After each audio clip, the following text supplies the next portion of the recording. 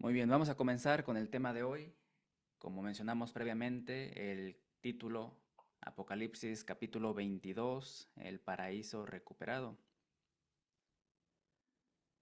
El último capítulo de Apocalipsis presenta una hermosa imagen que corona la historia de la Biblia.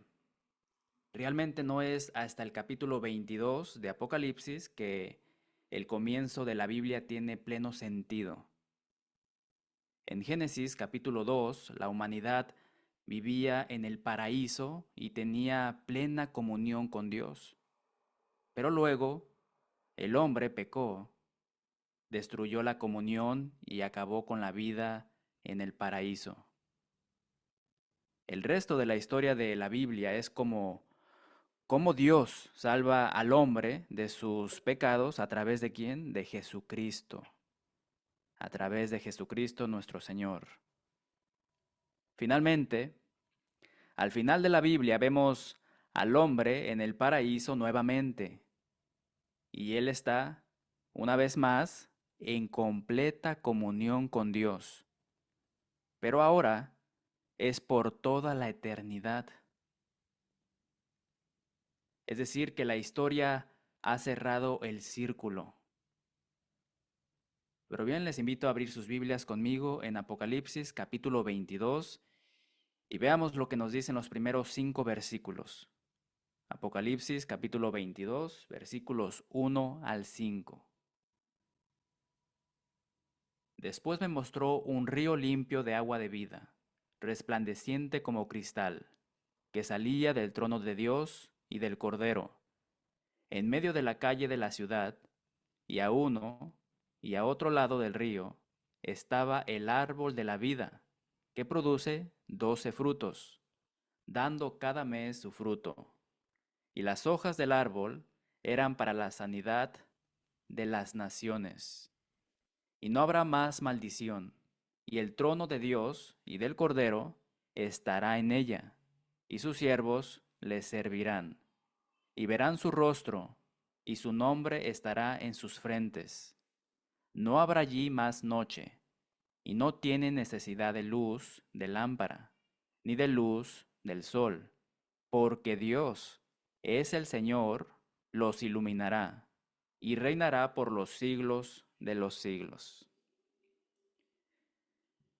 El capítulo 21 describió la ciudad de la Nueva Jerusalén descendiendo del cielo para ocupar el cielo nuevo y la tierra nueva. Y no estoy hablando literalmente, o la Biblia no lo declara esto literalmente o físicamente. Ese capítulo dio una descripción detallada de la Nueva Jerusalén, acerca de los muros, las puertas, la calle de la ciudad y el templo. Dios está en esta ciudad y no hay noche porque Él es la luz. El capítulo 22 se acerca al centro mismo de esa ciudad donde existe este hermoso jardín. Este es el paraíso donde Dios y su pueblo viven juntos para siempre. Ha sido reclamado porque se perdió el primer Edén.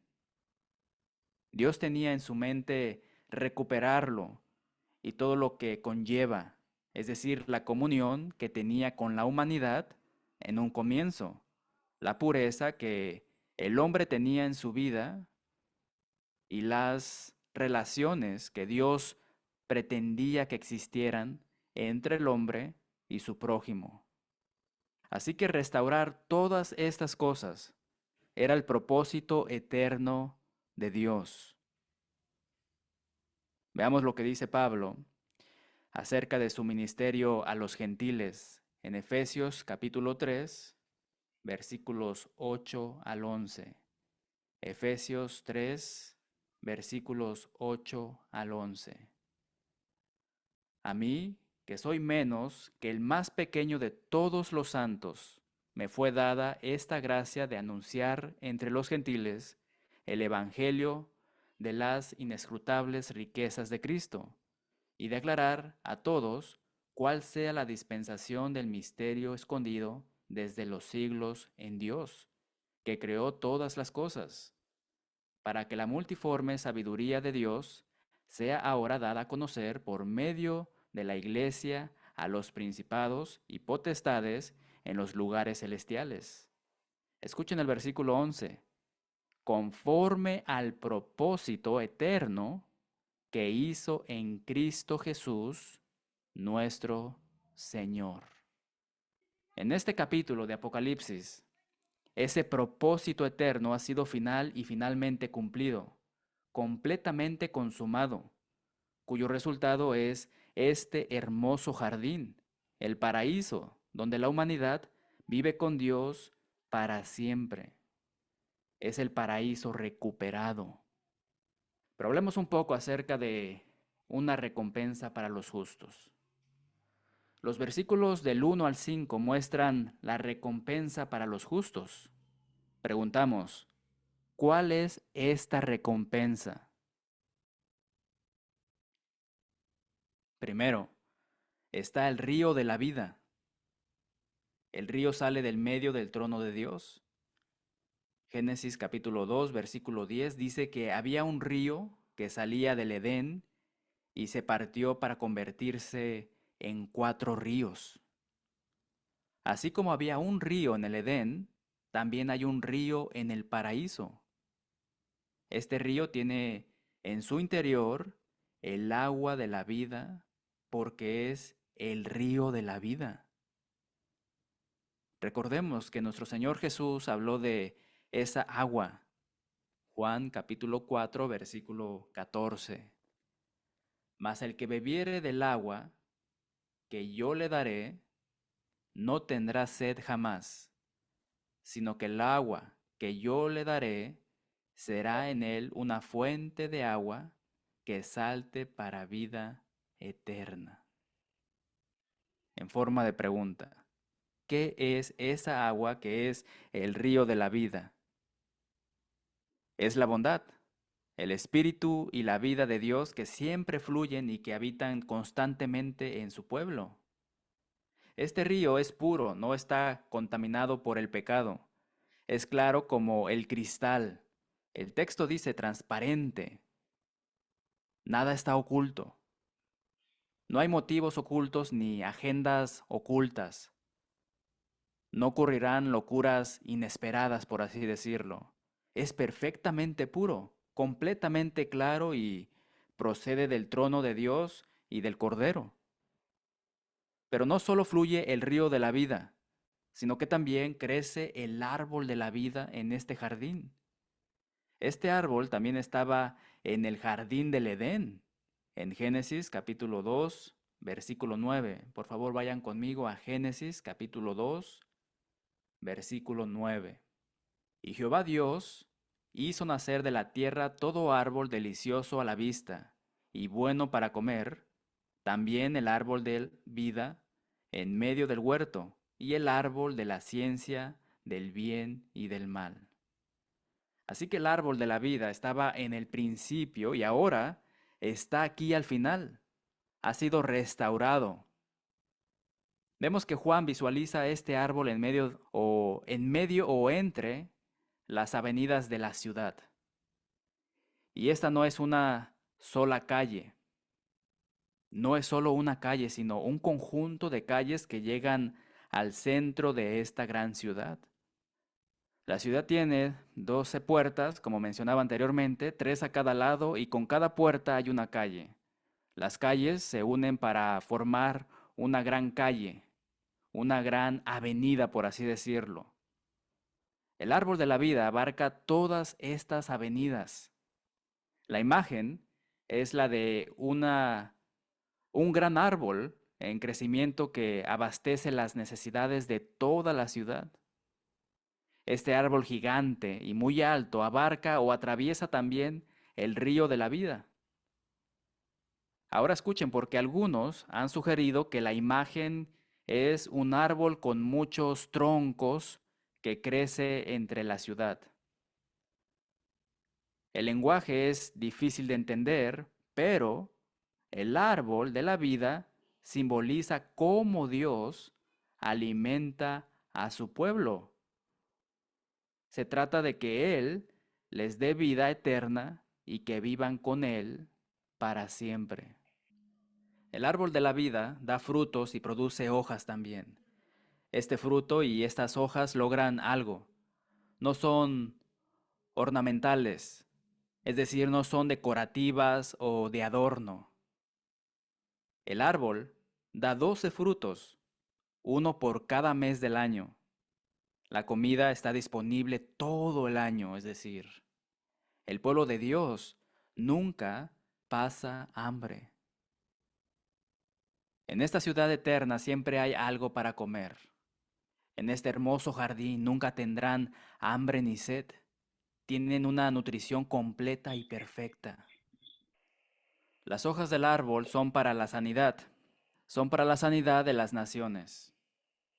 Son para comunión y compañerismo, para amor, aliento y todas las cosas maravillosas que experimentamos en la relación con Dios y con otras personas, con otros cristianos. Cualesquiera que sean las diferentes o diferencias que se experimentaron en la tierra como resultado de la nacionalidad, son reemplazadas por la curación. Estas hojas representan una salud completa, perfecta del cuerpo, de la mente, del espíritu y de las relaciones. Primera de Tesalonicenses capítulo 5 versículo 23. Y el mismo Dios de paz os santifique por completo, y todo vuestro ser, espíritu, alma y cuerpo, sea guardado irreprensible para la venida de nuestro Señor Jesucristo. Ahora, el árbol de la vida da acceso a la vida eterna. Podemos volver a Génesis, ahora en el capítulo 3 y el versículo 22, que declara lo siguiente. Génesis capítulo 3, versículo 22. Y dijo Jehová Dios, he aquí el hombre es como uno de nosotros, sabiendo el bien y el mal. Ahora pues, que no alargue su mano y tome también del árbol de la vida, y coma y viva para siempre. La vida eterna es la bendición de este maravilloso árbol. Consideren también que Jesús da vida eterna, y estos dos están conectados. Pregunto, ¿quién es la vid y quién es la raíz? Bueno, en Juan capítulo 10, versículo 28, Jesús afirma, y yo les doy vida eterna, y no perecerán jamás, ni nadie las arrebatará de mi mano. El mismo Juan escribe ahora en el capítulo 17 y los versículos 1 y 2. Estas cosas habló Jesús, y levantando los ojos al cielo dijo, Padre, la hora ha llegado, glorifica a tu Hijo, para que también tu Hijo te glorifique a ti. Ahora escuchen el versículo 2. Como le has dado potestad sobre toda carne, para que dé vida eterna a todos los que le diste. ¿Qué representa entonces este árbol con sus frutos y hojas? ¿Qué representa el río y el agua que contiene? Todos ellos representan la salvación, la vida y la bondad de Dios que siempre fluyen. Representan la gracia y la misericordia desbordantes de Dios. Representan el alimento siempre fluido que Dios le da a su pueblo. Los que viven aquí pueden decir verdaderamente, mi copa está rebosando.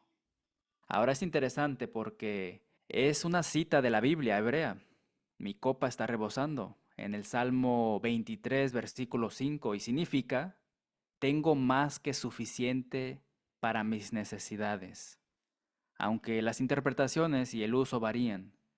En este caso, David está usando esta expresión para ayudarnos a comprender la naturaleza abundante y desbordante de la presencia, provisión, protección y poder de Dios. Ahora, ¿por qué David dice que su copa está rebosando? La razón por la que David pudo decir esto es porque había visto a Dios obrar una y otra vez en su vida. David tenía historia con Dios. Comenzó cuando derrotó y mató a Goliat y continuó durante toda su vida. En un caso, en 2 de Samuel capítulo 5, después de que David fue ungido por rey, los filisteos se movilizaron para capturarlo. Se habían extendido por el valle de Refaim con la intención de alcanzar a David. Y el versículo 19 de 2 de Samuel capítulo 5 dice lo siguiente: Entonces consultó David a Jehová diciendo, ¿iré contra los filisteos? ¿Los entregarás en mi mano? Y Jehová respondió a David, ve, porque ciertamente entregaré a los filisteos en tu mano. David, sabemos que vivió su vida alineándose con el pastor, que era el Señor Todopoderoso. Sabía que mientras estuviera bajo el liderazgo y la dirección de Dios, estaría a salvo. Entonces, este patrón mostrado en la vida de David le dio confianza de saber que Dios siempre estaría con él y siempre lo protegería. Por cierto, así es como terminó la historia. El versículo 20 del capítulo 5 de 2 de Samuel dice, y vino David a Baal-Perasim y allí los venció David y dijo, quebrantó Jehová a mis enemigos delante de mí como corriente impetuosa. Por esto llamó el nombre de aquel lugar Baal-Perasim. Y esto es el Señor que quebranta. Y dejaron allí sus ídolos y David y sus hombres los quemaron. Bien, entonces vemos aquí cómo Dios no solo lo protegió a David, sino que también libró a David de sus enemigos. Y esta protección y liberación fue una constante en la vida de David. Pero bien, continuemos con Apocalipsis. El trono de Dios está en medio de este gran paraíso. Eso hace que este jardín sea diferente del primer jardín. La presencia de Dios iba y venía en el primer jardín, pero es permanente en este jardín. No va a ir ni va a venir, se va a mantener allí la presencia de Dios. El trono de Dios que está aquí se opone a lo que había en el jardín en el principio, que era el árbol del conocimiento del bien y del mal. Ese árbol no está en este jardín, ha desaparecido. En su lugar se sienta el trono de Dios. Y ese es un cambio significativo. ¿Por qué es un cambio significativo? Bueno, porque asegura que el hombre nunca más se alejará de Dios. Entonces, ¿qué se deduce de que su trono, es decir, el de Dios, esté aquí, en este capítulo 22? Los siervos de Dios le servirán, verán su rostro. Dios es invisible para los santos en la tierra hoy en día. Podemos corroborar esta idea con Primera de Timoteo capítulo 1 versículo 17. Primera de Timoteo capítulo 1 versículo 17. Por tanto, al Rey de los siglos, inmortal, invisible, al único y sabio Dios, sea honor y gloria por los siglos de los siglos. Amén. Ahora Dios ya no será invisible en este gran paraíso, será visto. Los santos lo verán directamente y les servirán allí. Pero también Él pondrá su nombre en la frente de los santos. Pregunto, ¿cuál es el significado de eso? De que pondrá su nombre en la frente de los santos. ¿Cuál es el significado? Bueno, solamente el sumo sacerdote tenía el nombre de Dios escrito en su frente.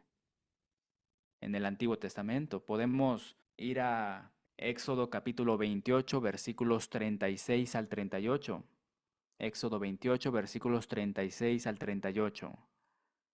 Harás además una lámina de oro fino y grabarás en ella como grabadura de sello, santidad a Jehová. Y la pondrás con un cordón de azul y estará sobre la mitra, o en otras palabras, turbante. Por la parte delantera de la mitra estará, y estará sobre la frente de Aarón, y llevará Aarón las faltas cometidas en todas las cosas santas que los hijos de Israel hubieren consagrado en todas sus santas ofrendas, y sobre su frente estará continuamente, para que obtengan gracia delante de Jehová. Él era santo para el Señor, pero en este jardín la frente de todos los santos tendrá el nombre de Dios en ella.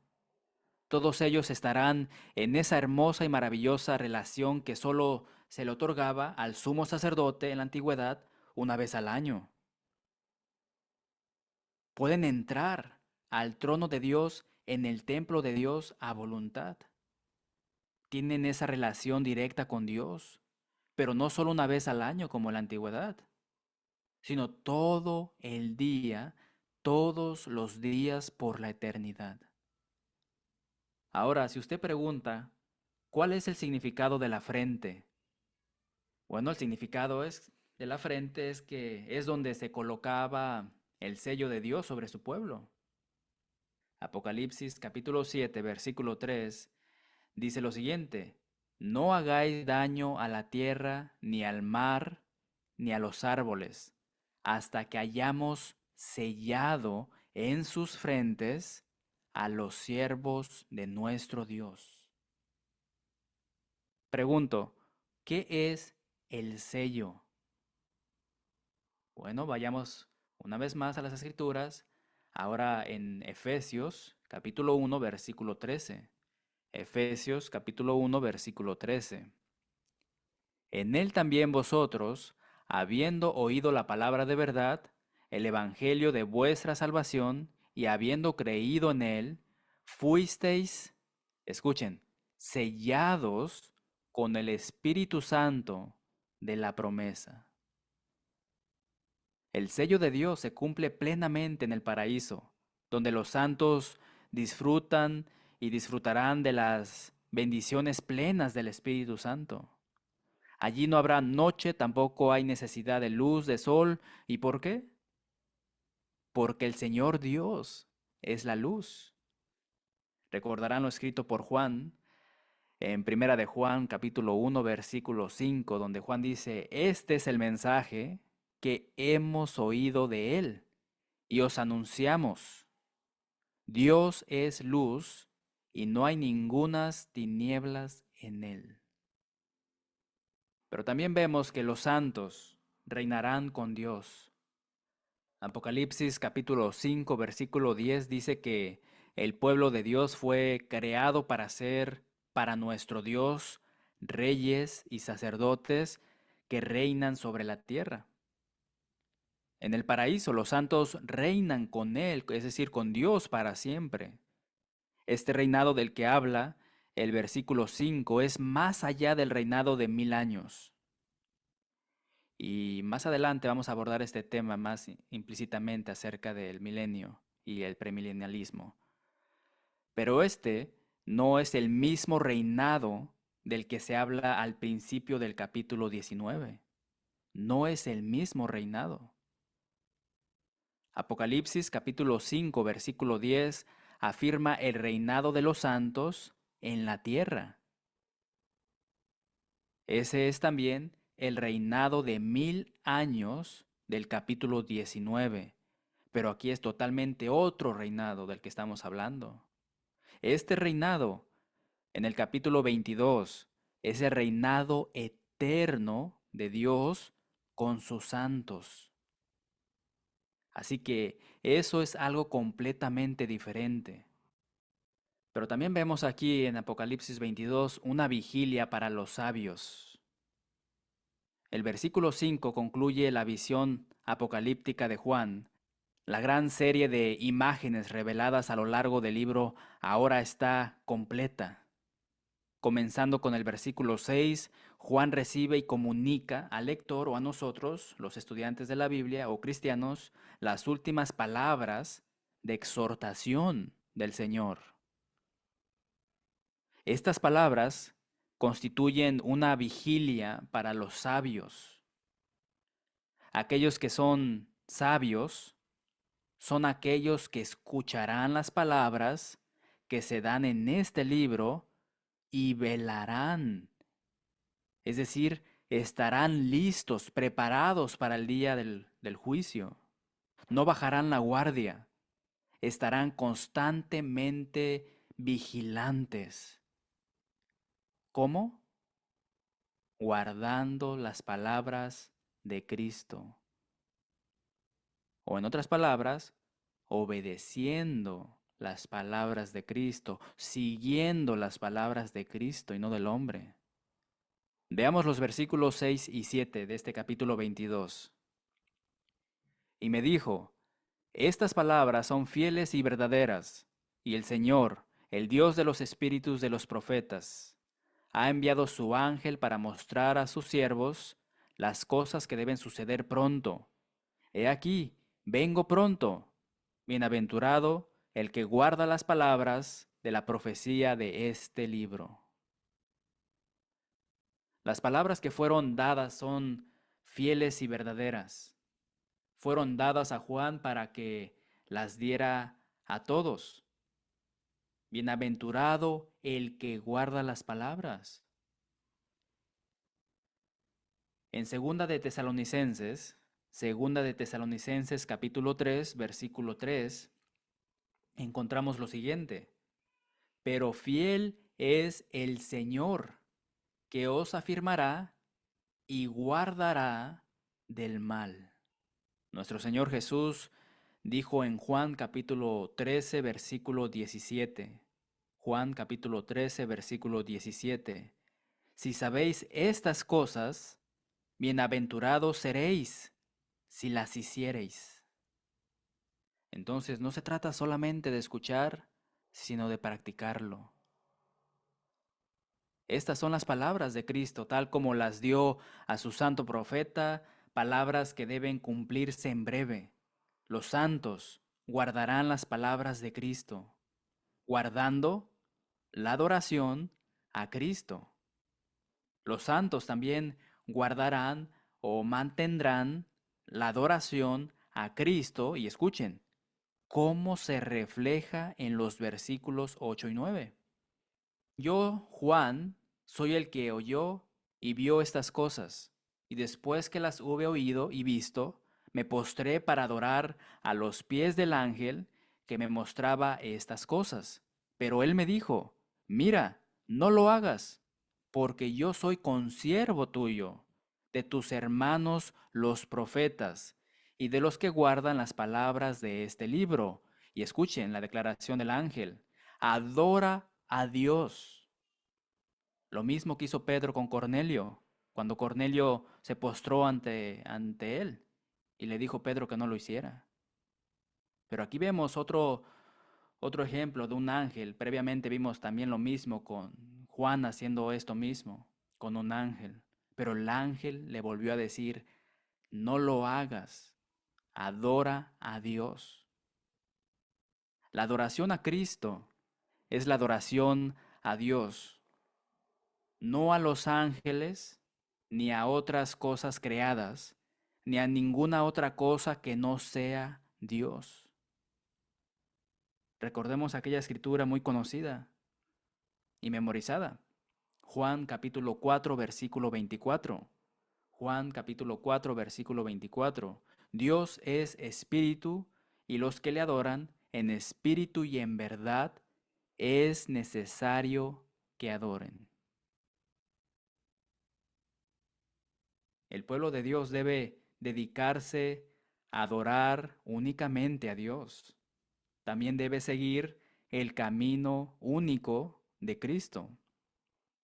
Pero para simplificar esto, guardando el camino de Cristo, quizás exista la pregunta, ¿cuál es el camino de Cristo? Pues bien, los versículos 10 y 11 nos lo dicen. Versículos 10 y 11 de este capítulo 22. Y me dijo, no selles las palabras de la profecía de este libro, porque el tiempo está cerca. El que es injusto, sea injusto todavía, y el que es inmundo, sea inmundo todavía, y el que es justo practique la justicia todavía, y el que es santo santifíquese todavía. Ahora, ¿cómo hablan estos versículos sobre el camino de Cristo? En primer lugar, no selles las palabras de este libro. En otras palabras, deja que otros lo sepan. Predica el Evangelio, enseña la verdad. Ese es el camino de Cristo. Mateo capítulo 4, versículo 17. Mateo 4, 17. Desde entonces comenzó Jesús a predicar y a decir, arrepentíos, porque el reino de los cielos se ha acercado. Mateo capítulo 4, versículo 23. Mateo capítulo 4, versículo 23. Y recorrió Jesús toda Galilea, enseñando en las sinagogas de ellos y predicando el evangelio del reino y sanando toda enfermedad y toda dolencia en el pueblo. Ese, hermanos y hermanas, era el camino de Jesús. Y ese debe ser también el camino de los cristianos. Id por todo el mundo y predicad el evangelio a toda criatura. Marcos 16:15. Ahí mismo en Mateo 24:46, encontramos esta bienaventuranza. Bienaventurado aquel siervo al cual, cuando su Señor venga, le halle haciendo así. Además, guardar y seguir el camino de Cristo significa dejar que las personas tomen sus propias decisiones, y eso es muy importante. No se trata de presionar a las personas, o no se trata solamente de bautizar porque sí, y no me importa qué suceda contigo después del bautismo. No, no es así. Los discípulos no ponen una espada en la garganta de alguien para convertirlo a Cristo o para que obedezca al Evangelio. No les ponen una pistola en la cabeza y los obligan a hacer lo que Cristo nos dijo que hiciéramos. Esa es la elección de cada persona y siempre debe ser por elección. Tampoco decirle, si te bautizas, vas a ser muy bendecido todos los días y te vamos a poder ayudar de una manera monetaria. No, estos falsos maestros, predicadores, usan esas estratagemas de Satanás. Ese es el significado del versículo 11. El que es injusto, sea injusto todavía, y el que es inmundo, sea inmundo todavía. Y el que es justo, practique la justicia todavía. Y el que es santo, santifíquese todavía. Es un proceso continuo. No se detiene allí después del bautismo. Así que respetemos la elección de todos. Ese es el camino de Cristo. Y escuchen esto, algunos se perderán porque elegirán perderse, pero algunos se salvarán porque elegirán salvarse. Pero también debemos de guardar la obra de Cristo.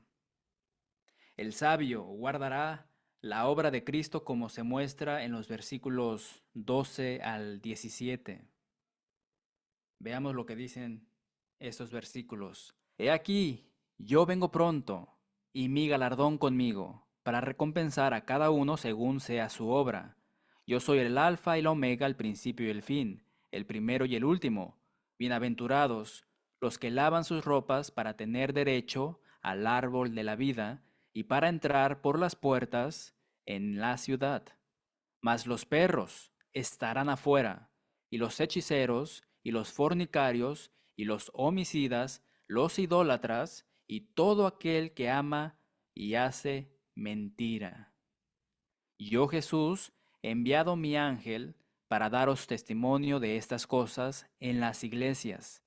Yo soy la raíz y el linaje de David, la estrella resplandeciente de la mañana. Y el espíritu y la esposa dicen, ven. Y el que oye diga, ven. Y el que tiene sed, venga. Y el que quiera, tome del agua de la vida gratuitamente. La obra de Cristo es que Jesús recompensará a cada uno conforme a su obra, es decir, conforme a su labor, conforme a su trabajo. Veamos lo que dice Pablo a los romanos y por ende a nosotros. En Romanos capítulo 2, versículos 4 al 8. Romanos 2, 4 al 8. ¿O menosprecias las riquezas de su benignidad, paciencia y longanimidad, ignorando que su benignidad te guía al arrepentimiento? Pero por tu dureza, por tu corazón no arrepentido, atesoras para ti mismo ira para el día de la ira y de la revelación del justo juicio de Dios, el cual pagará a cada uno conforme a sus obras. Vida eterna a los que perseverando en bien hacer buscan gloria y honra e inmortalidad, pero ira y enojo a los que son contenciosos y no obedecen a la verdad, sino que obedecen a la injusticia. Ahí mismo en Romanos encontramos en el capítulo 14 y en el versículo 12, de manera que cada uno de nosotros dará a Dios cuenta de sí. Así que hermanos y hermanas, cada uno debe pensar en la obra que hace en esta vida para Dios. Pregunto, ¿es esa obra la obra de Cristo? Uno debe hacer que su obra sea la obra de Cristo. ¿Por qué? Porque lo que está en juego es el derecho al árbol de la vida. Ahora, la versión Reina Valera 1960 dice de este capítulo 22, versículo 14, dice, bienaventurados los que lavan sus ropas. La versión de la Biblia del Jubileo dice, bienaventurados los que hacen sus mandamientos. Y bueno, ambas versiones tienen peso y autoridad de los primeros testimonios textuales. Sin embargo, lo más importante es que sus significados se complementan. Apocalipsis capítulo 7, versículo 14, habla de lavar las ropas y emblanquecerlas en la sangre del Cordero. Esta es una referencia al bautismo cristiano por inmersión en agua, que el Espíritu Santo dijo que lava los pecados. Recordemos el bautismo de Pablo, para no irnos tan lejos, por Ananías, en Hechos 22, 16. Hechos capítulo 22, versículo 16, donde Ananías le dice a Pablo, ahora pues, ¿por qué te detienes? Levántate y bautízate y lava tus pecados, invocando su nombre. Rápidamente pregunto, cuando usted lava una prenda, una playera, un pantalón sucio, ¿usted solamente le esparcea agua para lavarlo o lo sumerge en una cubeta o en una tina con agua o en la lavadora con agua? Pues bueno, eso es lo que significa bautizo o bautismo, inmersión. El bautismo es un mandamiento. Hechos capítulo 10, versículo 48. No hay aquí ningún conflicto entre gracia y obediencia, como algunos alegan.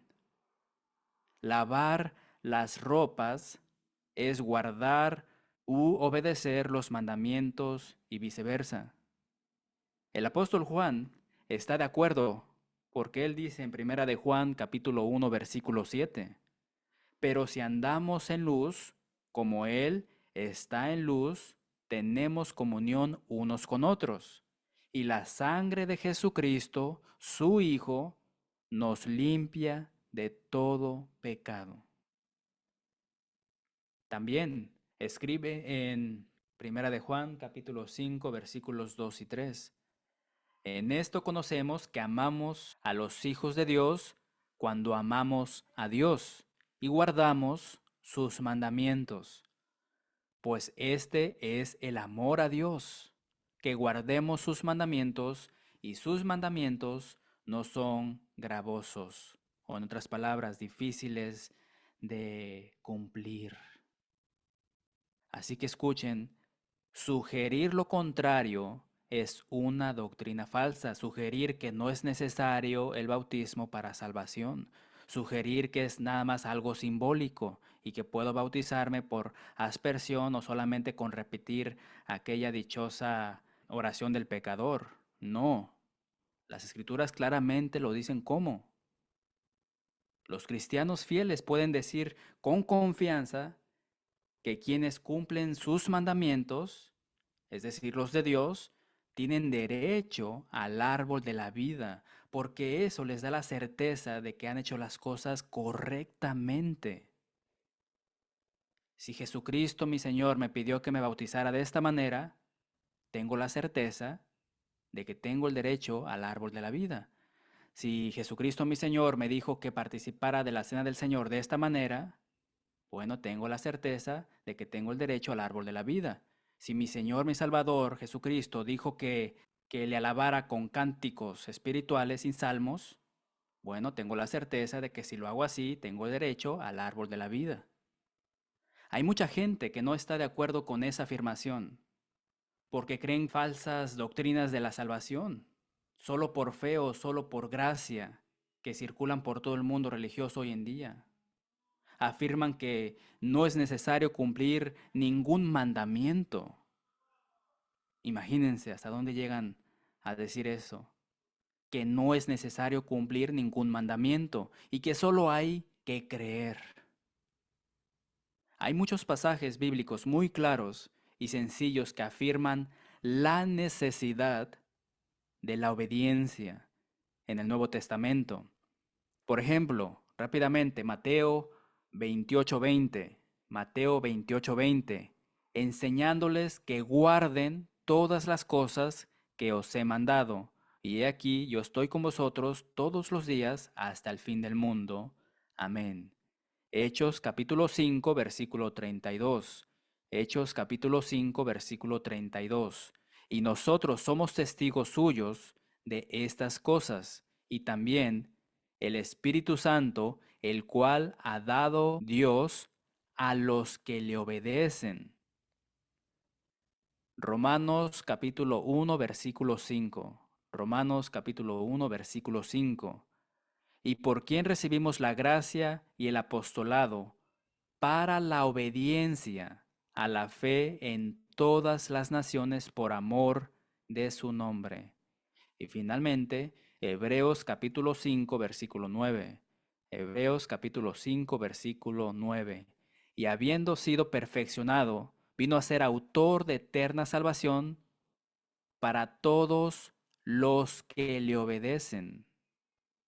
Y este es otro de ellos, aquí en Apocalipsis 22, versículo 14, que estamos discutiendo hasta el momento. Pero bien, existe una relación entre cumplir sus mandamientos y tener derecho al árbol de la vida. Lo opuesto a eso también es cierto.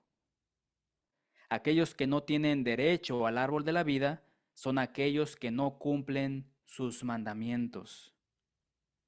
Segunda de Tesalonicenses, capítulo 1, versículos 8 y 9, habla de aquellos que no obedecen los mandamientos de Dios.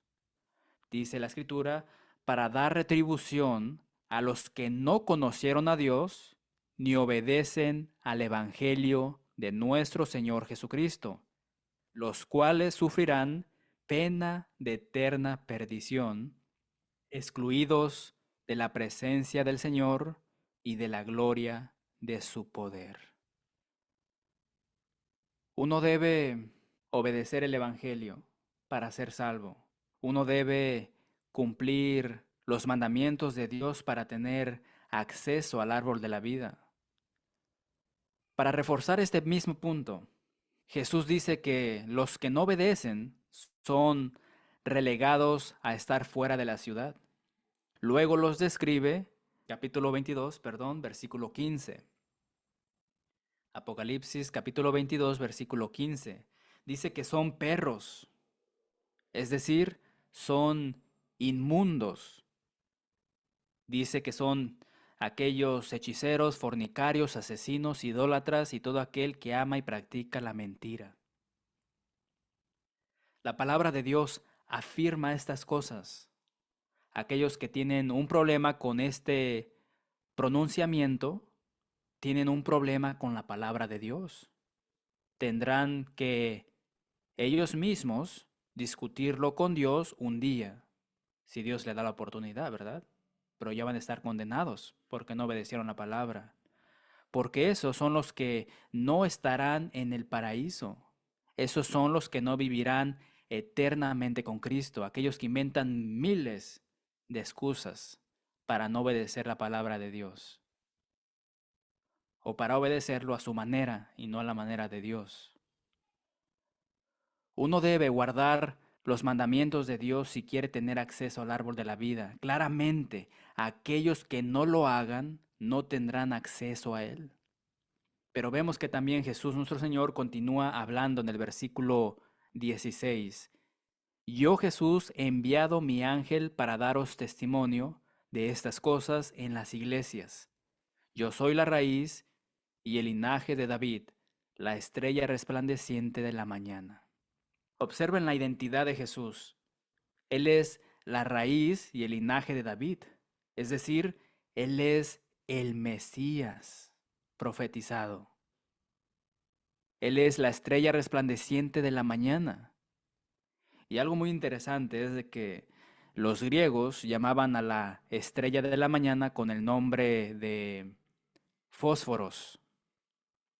Y vemos aquí en Pedro, escribe en segunda de Pedro, capítulo 1, versículos 16 al 19. Veamos la escritura, segunda de Pedro, capítulo 1, versículos 16 al 19. Porque no os hemos dado a conocer el poder y la venida de nuestro Señor Jesucristo siguiendo fábulas artificiosas, sino como habiendo visto con nuestros propios ojos su majestad. Pues cuando él recibió de Dios Padre honra y gloria, le fue enviada desde la magnífica gloria una voz que decía: Este es mi Hijo amado, en el cual tengo complacencia. Y nosotros oímos esta voz enviada del cielo cuando estábamos con él en el monte santo. Ahora escuchen el versículo 19. Tenemos también la palabra profética más segura, a la cual hacéis bien en estar atentos como a una antorcha que alumbra en lugar oscuro, hasta que el día esclarezca y el lucero de la mañana salga en vuestros corazones. La palabra literalmente significa portador de luz. Jesús nuestro Señor es quien trae la luz y ofrece la invitación final de la Biblia en el versículo 17. Cada persona tiene una elección. Cada persona puede obedecer a Dios, amar a Jesucristo, vivir para Él y disfrutar de una eternidad con Dios y Cristo en el cielo para siempre. Cada persona también puede elegir no hacerlo. Esta es la elección de cada persona, pero la invitación está abierta para toda persona. Versículo 17. Y el Espíritu y la esposa dicen: Ven. Y el que oye diga: Ven. Y el que tiene sed, venga. Y el que quiera, tome del agua de la vida gratuitamente. Esta invitación, como mencioné, está abierta a todos, y cualquiera que lo desee puede venir a Jesús. Pero vemos también una advertencia para los malvados. En los versículos 18 al 20 hay una advertencia muy clara para los malvados, para los impenitentes, aquellos que aman tanto su pecado que no lo pueden dejar ir. Estos se encuentran entre los últimos versículos de la Biblia estas advertencias y contienen un mandato solemne, un mandato solemne. Versículos 18 y 19. Yo testifico a todo aquel que oye las palabras de la profecía de este libro. Si alguno añadiere a estas cosas, Dios traerá sobre él las plagas que están escritas en este libro. Y si alguno quitare de las palabras del libro de esta profecía, Dios quitará su parte del libro de la vida, y de la santa ciudad, y de las cosas que están escritas en este libro. Las preguntas que surgen son las siguientes. ¿Está hablando Jesús de añadir y quitar cosas al libro de Apocalipsis? ¿O está hablando de añadir y quitar cosas a toda la palabra de Dios, a la Biblia completamente? Bueno, pues quienes creen en las llamadas revelaciones de los últimos días, aquellos que creen en estas llamadas revelaciones de los últimos días, sugieren que esta advertencia solo se aplica al libro de Apocalipsis y no al resto de la Biblia. Pero escuchen, debemos tener en cuenta que ellos son también los que están añadiendo y quitando cosas al libro de Apocalipsis. Si bien el contexto inmediato es el libro de Apocalipsis, en principio no se trata de añadir o quitar nada del libro de Apocalipsis únicamente. Lo que quiero decir es que nunca se debe añadir o quitar nada, no solamente de este libro, sino de las palabras de Dios. Y toda la Biblia fue inspirada o respirada por Dios. Esta misma advertencia se encuentra en otros lugares de la Biblia, no solamente aquí en Apocalipsis. Podemos ir a Proverbios, capítulo 30, versículos 5 y 6. Proverbios 30, versículos 5 y 6. Toda palabra de Dios es limpia. Él es escudo a los que en él esperan. Versículo 6. No añadas a sus palabras para que no te reprenda y seas hallado mentiroso. Quitar algo de la palabra de Dios también está condenado. Y la otra escritura es en Deuteronomio, capítulo 4, versículo 2. Deuteronomio, capítulo 4, versículo 2. No añadiréis a la palabra que yo os mando, ni disminuyeréis de ella, para que guardéis los mandamientos de Jehová vuestro Dios, que yo os ordeno. Añadir a la palabra de Dios de cualquier manera trae las plagas que se mencionan en el libro de Apocalipsis. Esas plagas no son bonitas. ¿Quién quiere ser el destinatario de esos horrores? Quiero pensar que nadie. Quitar de la palabra de Dios significa que la parte que le corresponde a uno será removida, será eliminada del libro de la vida. Su nombre ya no estará escrito allí.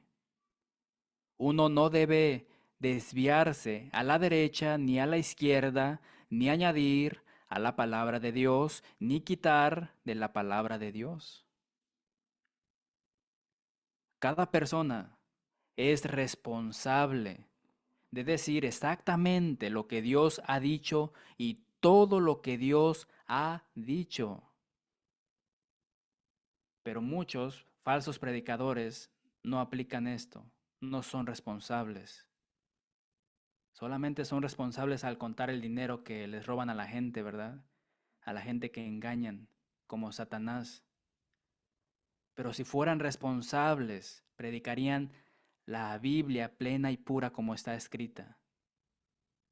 preocupándose por la salvación de todas esas personas, no por lo que pueden adquirir de ellas. Si uno no hace esto, es decir, que no sea responsable, entonces, no importa cuán bueno parezcas a otras personas, cuán elocuente parezcas para otras personas, certeramente te digo, no llegarás al cielo. ¿Por qué? Porque uno habrá alterado el verdadero mensaje de Dios. Alterado, adulterado y malinterpretado. Veamos lo que dice Pablo en Gálatas capítulo 1, versículos 6 al 9. Gálatas capítulo 1, versículos 6 al 9. Estoy maravillado de que tan pronto os hayáis alejado del que os llamó por la gracia de Cristo, para seguir un evangelio diferente. No que haya otro, sino que hay algunos que os perturban y quieren pervertir el evangelio de Cristo.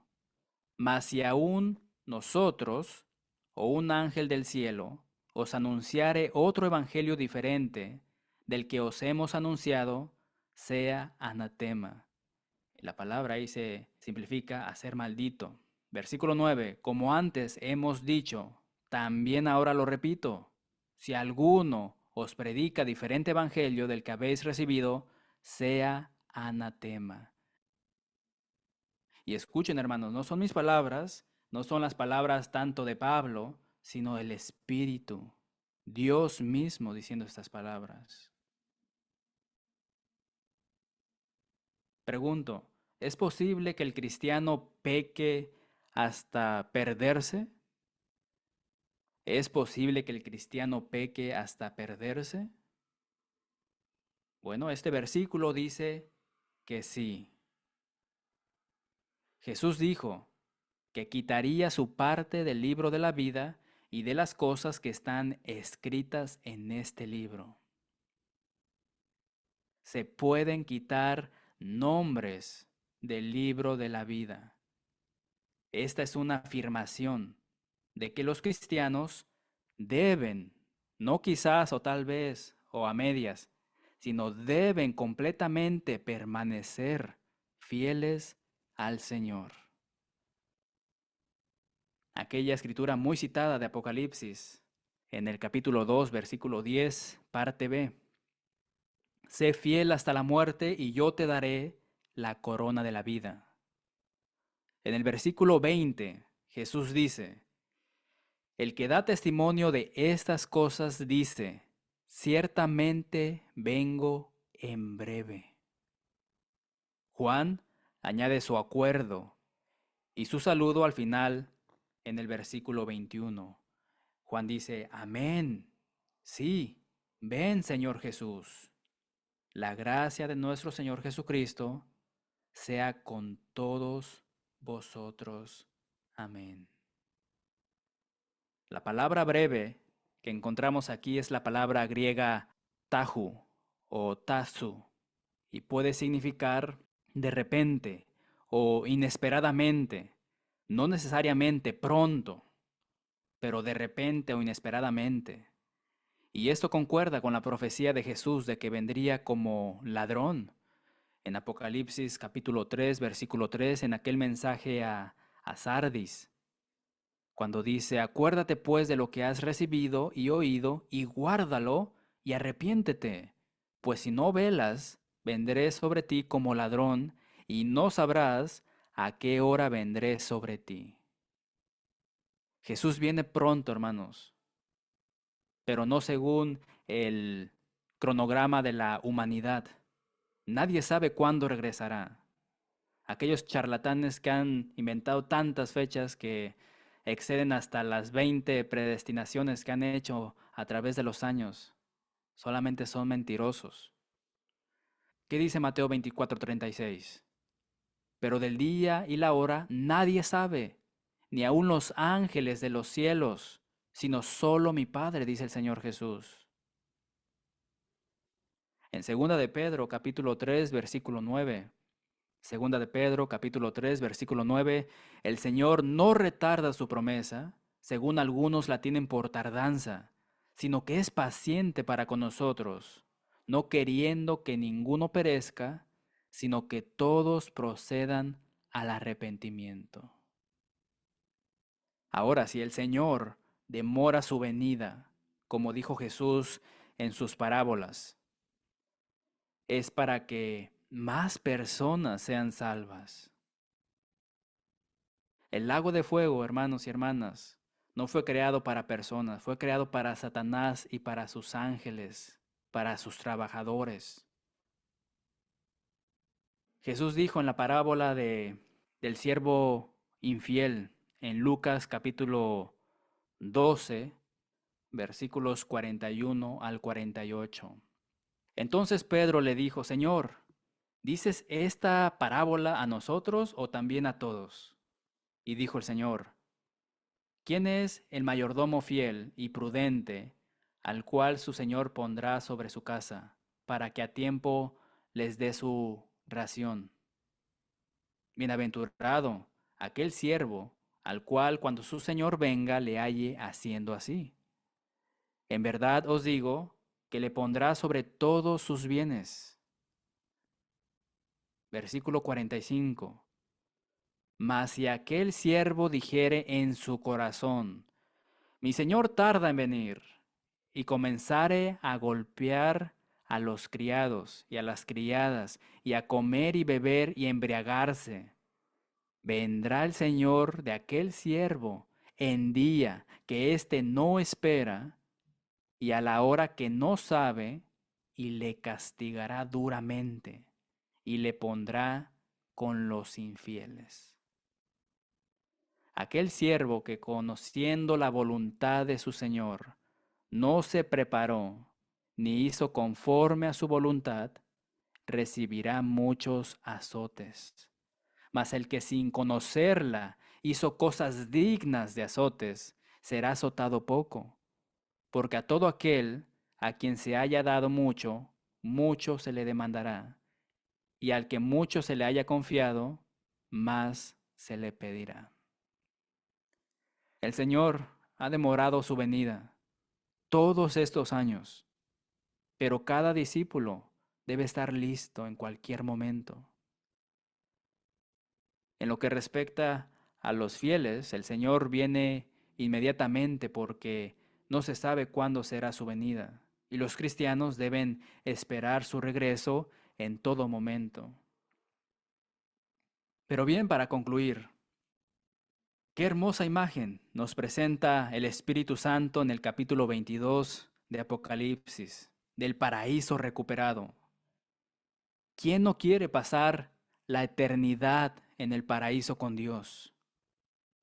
¿Cómo puede una persona alcanzar esta meta? La exhortación de este capítulo es clara, hermanos. Cada uno debe guardar los mandamientos de Dios. Para llegar a ser hijo de Dios, uno debe oír la palabra de Dios. Romanos capítulo 10, versículo 17. Así que la fe es por el oír y el oír por la palabra de Dios. Uno debe tener fe en Dios y en su Hijo Jesucristo. Hebreos capítulo 11, versículo 6. Pero sin fe es imposible agradar a Dios, porque es necesario que el que se acerca a Dios crea que le hay y que es galardonador de los que le buscan. Uno debe arrepentirse de los pecados. Hechos capítulo 17, versículo 30. Pero Dios, habiendo pasado por alto los tiempos de esta ignorancia, ahora manda a todos los hombres en todo lugar que se arrepientan. Uno debe confesar a Jesús como Señor. Romanos capítulo 10, versículo 10. Porque con el corazón se cree para justicia, pero con la boca se confiesa para salvación. Siguiente, uno debe ser bautizado para el perdón de los pecados, para que sus ropas sean lavadas y emblanquecidas en la sangre del Cordero. Hechos 22:16, la escritura que leímos de Ananías y Pablo. Ahora pues, ¿Por qué te detienes? Levántate y bautízate y lava tus pecados invocando su nombre. Pero además, hermanos, no todo acaba allí. Uno debe vivir fielmente para el Señor. Sé fiel hasta la muerte. Apocalipsis capítulo 2, versículo 10. Ser fiel hasta la muerte, es decir, toda su vida, para que un día pueda estar delante de nuestro Señor Jesús, delante del Padre y de sus ángeles, quien le dirá: bien, buen siervo y fiel, entra en el gozo de tu Señor.